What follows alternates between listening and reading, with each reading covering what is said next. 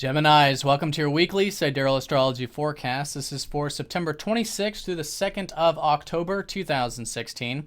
I'm Athen, and this is for Sidereal Astrology. If you are new to the channel, be sure to check out the link down below because the signs are different. All right, so Gemini, this week we have a lot of concentration on your 4th house.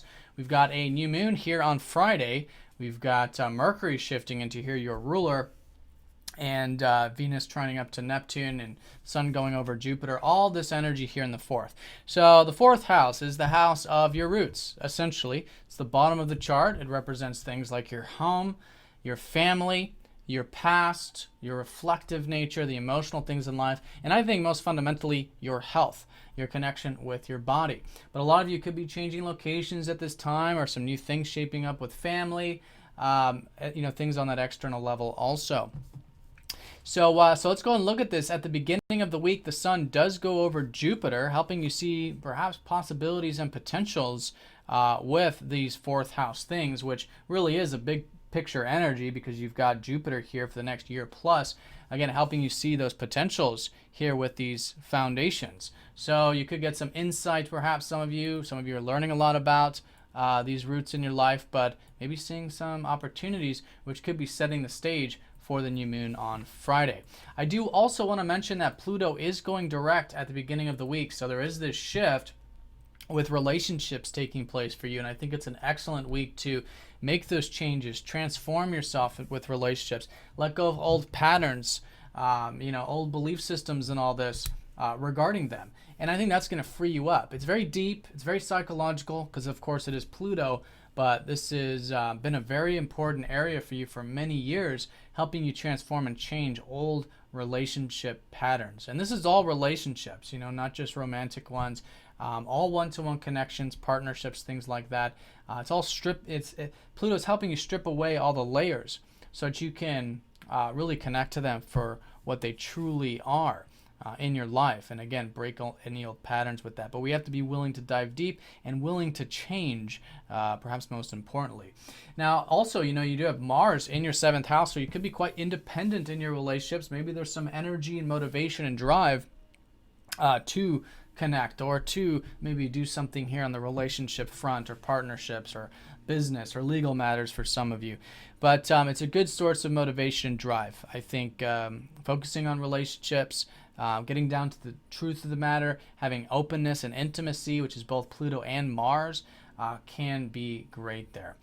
All right, so that's pretty much all week there with Mars, but that shift with Pluto at the beginning. Then on Friday, that new moon. I do want to mention that as we approach the new moon, it is this lowering of energy time. It's the balsamic phase. So it's a good time to just sort of sit with the energies, not really rush ahead with any of the home, family, or health stuff just yet, I think. Of course, your personal chart depends mostly on that, so do what you are guided to do. But it's usually good to wait around the new moon because there's things shaping up and things shifting as we go into next week. So sit with it, see what comes your way, and then I think as we go into the weekend, perhaps begin to plant those seeds there. All right, so your ruler, Mercury, going into the 4th over the weekend as well, emphasizing that after the new moon, there is this more energy here. And of course, when the ruler goes here, it really emphasizes it even more. So I think you'll be thinking about it, naturally working with it. It could be home for some of you, health for others, but all in all, it's just a really good time to move things forward. And I think you've learned a lot, actually, about this stuff over the past roughly month with Mercury's station and then retrograde here recently.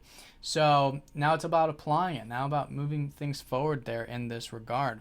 Mercury is going to be opposing up to Chiron, I do want to mention. So around Saturday and Sunday, you may feel a bit wounded.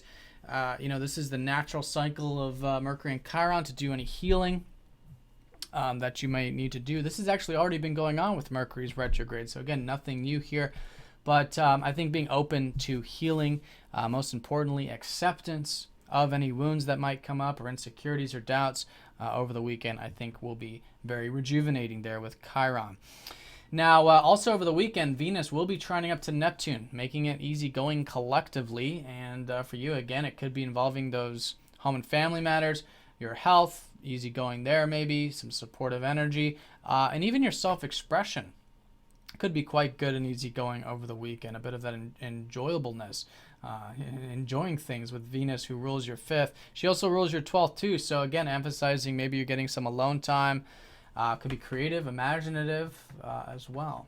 All right, so that's the week in a nutshell. Definitely the emphasis on the new moon with your ruler going into that 4th house of yours, setting the stage, new beginnings, maybe some potentials you're seeing about these roots at the beginning of the week. And yeah, going into next week, it's a great time to start to move those things forward there.